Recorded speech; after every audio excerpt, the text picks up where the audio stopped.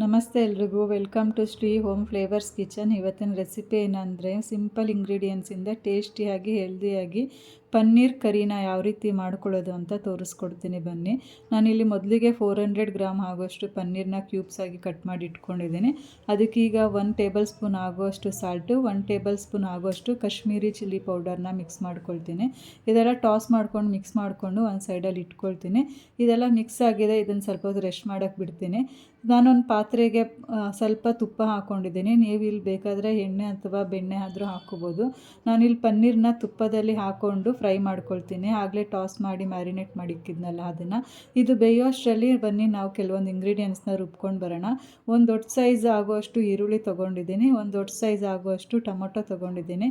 ಎರಡನ್ನೂ ಹಾಕ್ಕೊಂಡು ಚೆನ್ನಾಗಿ ನೀಟಾಗಿ ಒಂದು ಸ್ವಲ್ಪನೂ ಟೊಮೊಟೊ ಈರುಳ್ಳಿ ಸಿಗದೆ ಇರೋ ಥರ ಫುಲ್ ಫೈನ್ ಪೇಸ್ಟಾಗಿ ಮಾಡ್ಕೊಂಡು ಬರ್ತೀನಿ.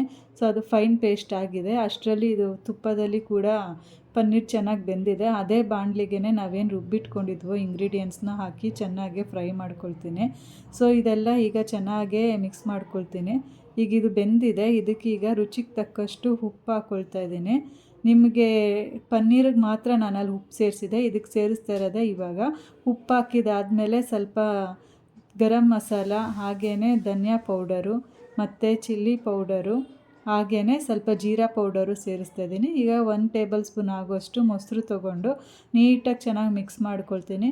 ಇದೆಲ್ಲ ಮಿಕ್ಸ್ ಆದಮೇಲೆ ನಾವೇನು ಮಿಕ್ಸಿ ಜಾರು ರುಬ್ಕೊಂಡಿದ್ವಲ್ಲ ಅದೇ ಜಾರ್ಗೆ ಸ್ವಲ್ಪ ನೀರು ಸೇರಿಸಿ ಮಿಕ್ಸ್ ಮಾಡ್ಕೊಳ್ತೀನಿ. ಇದೆಲ್ಲ ನೀಟಾಗಿ ಮಿಕ್ಸಾಗಿ ಒಂದು ಕುದಿ ಬಂದಮೇಲೆ ನಾನು ಏನು ತುಪ್ಪದಲ್ಲಿ ಹುರಿದಿಟ್ಕೊಂಡಿದ್ನೋ ಪನ್ನೀರನ್ನ ಅದನ್ನು ಇವಾಗ ಸೇರಿಸ್ತಾ ಇದ್ದೀನಿ. ಇದು ಸೇರಿಸಿ 5 ಮಿನಿಟ್ಸು ಮೀಡಿಯಮ್ ಫ್ಲೇಮಲ್ಲಿ ಬೇಯಿಸ್ಕೊಂಡ್ರೆ ಸಾಕು. ಅದು ಸೈಡಲ್ಲೆಲ್ಲ ನೀಟಾಗಿ ಎಣ್ಣೆ ಬಿಟ್ಟಿರುತ್ತೆ.